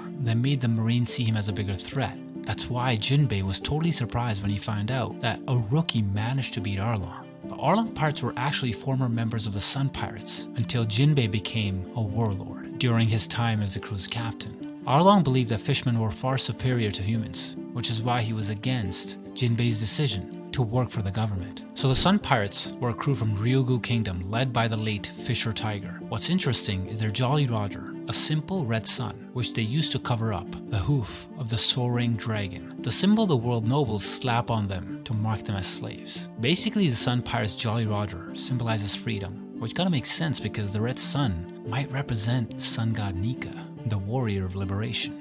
After Tiger's death, Arlong left to start his own crew and headed to East Blue. Jinbei stepped up as a captain and even leveled up to become a warlord of the sea. When Jinbei snagged that title, another part of the crew split to form the Macro Pirates. Later, the Sun Pirates teamed up with Big Mom Pirates, with the Sun Pirates' first mate, Aladine, marrying Big Mom's 21st daughter, Charlotte Praline. Then the Sun Pirates cut ties with Big Mom when their captain Jinbei joined the Straw Hat Pirates. The Sun Pirates actually split into 3 groups: Jinbei's crew, the Arlong Pirates, and the Macro Pirates. These guys are a small crew of 3 fishermen, Macro, Gyaro, and Tansui. They were known for repeatedly trying to kidnap Kami, and I'm not talking just once or twice. They went after her like 31 times. Now aside from Arlong, Macro and Sun pirates, there's the New Fisherman pirates. These pirates were actually inspired by the beliefs of this crazy son of a fish, Arlong, and they were led by another crazy son of a fish, Hody Jones. The New Fisherman pirates kept fighting humans because they were furious over the death of their hero, Fish or Tiger. Their Jolly Roger was pretty unique. It featured the sun from the OG Sun pirates, but with a crossed out human head, clearly stating that they really hate humans. Did you know that the New Fisherman pirates had 100,000 members? They were mostly fishermen from Fishman Island, but there were also merfolk, sea beasts, and even human slaves in the mix. With so many members, they split into multiple groups, like the Bombardment Squad, who handled the heavy artillery, the Iron Shell Squad, decked out with armored shields, and the Deadly Poison Squad, who were very toxic. Another issue with the New Fisherman pirates was that these guys were on drugs. Yeah, they were using this evil drug, aka energy steroids, which powered up their strength, but at the cost of their lifespan. Even with all those members, they weren't really strong without steroids. Relying on those drugs is actually what led to their downfall. Another reason was Decken, or should I say Vander Decken, a pirate captain who was initially an ally of the New Fisherman pirates, but ultimately betrayed them. After the Straw Hat Pirates defeated them, the New Fisherman Pirates were disbanded. The survivors were looked at after by the Royal Army on Fishman Island, and the human slaves were set free. Now, since I've brought up Decken, this guy actually led his own pirate crew, called Flying Pirates. What's funny about Decken is that even though he's a fisherman, he can't swim because he ate a devil fruit. The Flying Pirates were well known underwater for attacking other ships. They also had huge pets, Waratsumi and Ankoro, who helped destroy enemy ships. Their team up with the New Fisherman Pirates made them super tough until things fell apart. Decken tried to hit Princess Shirahoshi with the ship Noah, but Hody Jones turned against him. After their defeat, Decken was caught and Waratsumi was kicked off the island. I'm not sure what happened to the rest of the crew, but they're definitely not as strong without Decken leading them and Waratsumi's muscles. What's interesting about Decken is that he instantly wanted to marry Shirahoshi after seeing her ability to communicate with Sea Kings. This is because her legendary power had been sought by the Decken family for centuries.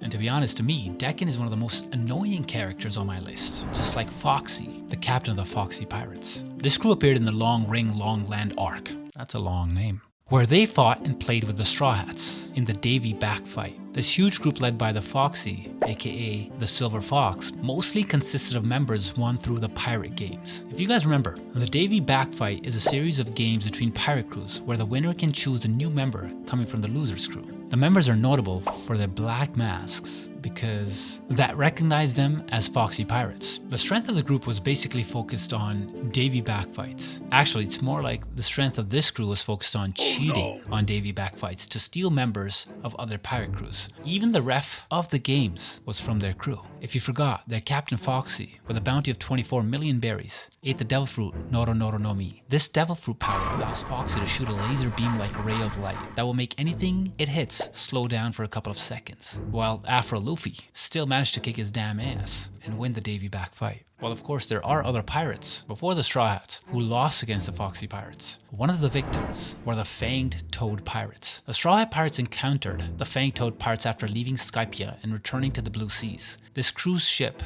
was in shambles. Without the key members to guide the ship, the helmsman, navigator, and especially the captain, they were sunk by the giant sea monkey monsters in the middle of the panic within the crew members. It was only revealed afterwards that the missing crucial members of the sunken ship were won by the Foxy Pirates through a series of games in the Davy Back fight. And speaking of sunken ships, we have the Cook Pirates, way back in East Blue. The Cook Pirates is a former crew of the former pirate Red Leg Zeph, before becoming the head chef and owner of Barati, a restaurant in the middle of the sea. They used to sail on their ship, the Cooking George, until it was sunk by a raging storm as these pirates were raiding a cruise ship. This fateful encounter led Zeph to Sanji, a kid who also dreamed of reaching the All Blue, a legendary ocean where all kinds of creatures from all four seas around. After surviving the hunger, when they got stuck on a small cliff, they both started the Sea Restaurant, where they vowed to provide food for anyone who was hungry, even for pirates like the Gali Pirates. This pirate crew, with their captain Crescent Moon Gali, was impatiently demanding food, irritating the cooks of Barati. Well, except for the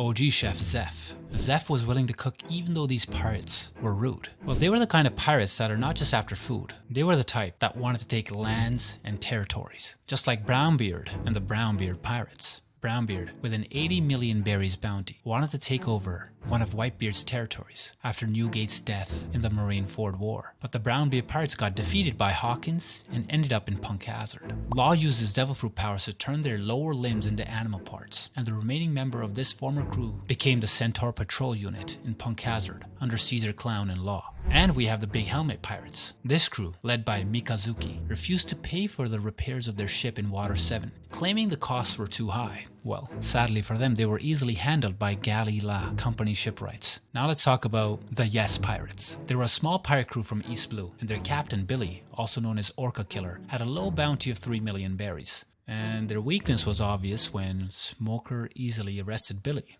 And when the two crew members, Koze and Paki, tried to ambush Toshigi, they were quickly defeated too. Now, did you know that there are also pirate crews that appeared in the cover stories? The first one is the Candy Pirates. This pirate crew was introduced in the cover story, CP9's independent report. During one of their raids, the Candy Pirates attacked the town of St. Poplar. Coincidentally, CP9, who had just escaped from the Ennis lobby, were in St. Poplar at the time. Rob Lucci attacked the Candy Pirates' captain, while the other CP9 members engaged the rest of the crew. After defeating the Candy Pirates, CP9 seized their ship to leave St. Poplar. The second pirate crew that appeared in the cover story were the Tulip Pirates. These guys were shown in Django's cover story. Even though there were many crew members, they were still weak. They had to capture hostages to threaten Full Body. The third pirate crew is the Germ Pirates. They were featured in the gang Bedje's Oh My Family cover story. This crew is not very strong at all, attacking places only when leaders are absent. Sneaky bees. They were quickly defeated by the Fire Tank Pirates. Interestingly, the Germ Pirates are known for carrying the Kiss Kiss Germ, a contagious virus that triggers an uncontrollable urge in infected people to kiss others, spreading the infection further. Next is somehow an interesting crew, the Space Pirates, which also appeared only in the cover stories. They first appeared after Enel landed on the moon. Enel was damn pissed when he saw that they were destroying the moon, aka Verth. He easily defeated the Space Pirates and even destroyed their base and ship. I'm not sure if Enel killed the Space Pirates, but either way, death is pretty common in One Piece. But even worse than that is slavery, which is experienced not just by fishermen, but also by humans, other races, and even pirates. Take the Gyro Pirates for example. This crew led by Captain Gyro was strong enough to navigate through the first half of the Grand Line and reach Fishman Island, only to be enslaved by the new Fishman Pirates. When the crew had a chance to escape, they were caught by Hody and were annihilated. Like the Gyro Pirates, the Accumate Pirates, led by the Captain Devil Diaz, also faced enslavement. In fact, no one knows what happened to their entire crew except for their captain. Diaz was captured and sold into slavery to this douche, Saint Rosward, at the Sabaudi archipelago. He tried to escape but was killed when his explosive collar detonated, and his body was then taken away by the Marines. Even Boa Hancock, the current empress of the Kuja pirates, was enslaved when she was just a kid. Boa and her sisters were kidnapped by the Celestial Dragons and forced into slavery. Luckily, they managed to escape during a big breakout led by Fisher Tiger. With some help from Gloriosa, Silver's Rayleigh, and Shakuyaku, she got back home. So the Kuja pirates are led by the Gorgon sisters, which consist of the Empress herself, Boa Hancock, who was a former warlord of the sea, and her younger sisters, Boa Sandersonia and Boa Marigold. The three of them have devil fruits, which they received from the world nobles who enslaved them. Hancock possesses the Mero Mero no Mi, which lets her turn anyone who falls for her beauty into a stone. Then there is Sandersonia and Marigold, each wielding a version of the Hebi Hebi no Mi, turning them into an anaconda and a king cobra. When the warlord system was abolished, Hancock's bounty shot up to a whopping 1.659 billion berries. If we combine that with her sister's bounties, which are 40 million berries each, their total bounty is 1.739 billion berries. Another interesting thing about the Kuja pirates is their Jolly Roger, a skull surrounded by 9 snakes, which totally makes sense since Kuja literally means 9 snakes. Plus their ship, the Perfume Yuta, is really unique. It has 2 live, fierce, and poisonous sea serpents known as Yuta, harnessed at the front. However, the Yuta aren't just for show, they serve a very important purpose. Since Amazon Lily is located in the middle of the Calm Belt, a region teeming with many sea kings, the Kuja face potential dangers daily. But that's not a problem for them because the sea kings are afraid of the Yuta due to their venom. That's exactly why the Kuja use these domesticated Yuta to safely travel in and out of Amazon Lily without any hassle. These ladies aren't just pretty, they're also very strong, since all Kuja Kuja tribe members can use haki, making them tough to mess with. They often enhance their snake weapons with haki for stronger attacks. And even though they're usually not fans of men, Boa has totally fallen for Luffy. And there's a chance that these two might even become one of the future power couples in One Piece.